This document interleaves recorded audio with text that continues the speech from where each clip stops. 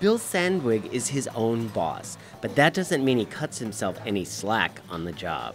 I'm a barista, I'm a baker, I'm the maintenance guy. Last night I was the cleaning guy.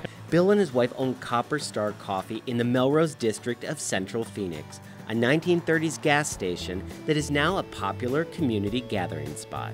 This is where neighbors meet to talk about the challenges that they're facing, what news has come through the neighborhoods, what zoning cases are coming around. A coffee house is kind of the communal meeting place. Bill's vision was to create a local coffee hangout with a local feel, so you'd know you were in Phoenix instead of, I don't know, say Seattle. We use coffee from a local roaster. We bake all of our own pastries here. I think we like to say honest ingredients. It's flour, it's butter, it's sugar. You know, we don't use anything artificial. When you look in there, the things look different. Each blueberry muffin looks different than the other blueberry muffin and stuff, and it's because they're not mass produced. We had a good business plan.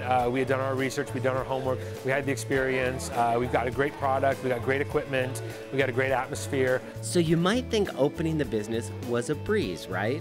Not exactly. Our biggest problem was the change of use. And the city at that time, 3 to 4 years ago, when we started the process, really did not have a clear plan of attack for existing structures where a lot of things are grandfathered. In city speak, a change of use is when a building constructed for one use, such as a gas station, is modified for another use, such as a coffee house.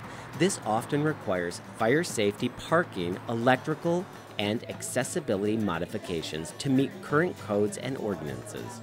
Parking was a huge issue, and especially along 7th Avenue and any infill property project where, you know, I've got 3 parking spots. And that's because, you know, there used to be a lot of space. The city had widened 7th Avenue on so many occasions.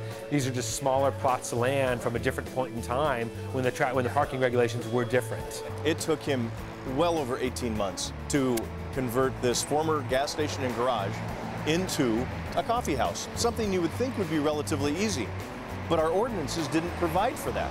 Development services, planning, neighborhood services, along with the councilman's office and other departments worked together to help bring his business dream to life. It wasn't easy, but Bill is happy to say his business is now thriving. We've gotten to a point now, we're open 2.5 years, we've got a really loyal customer base.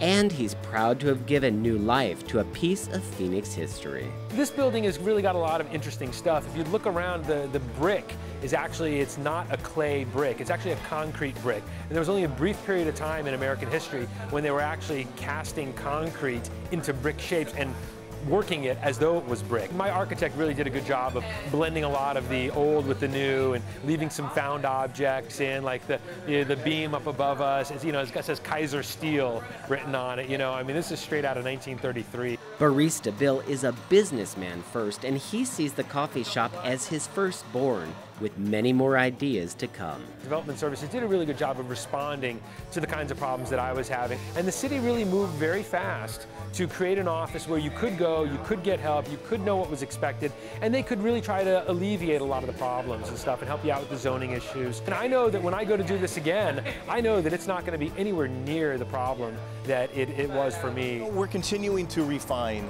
adaptive reuse. We learn from our mistakes.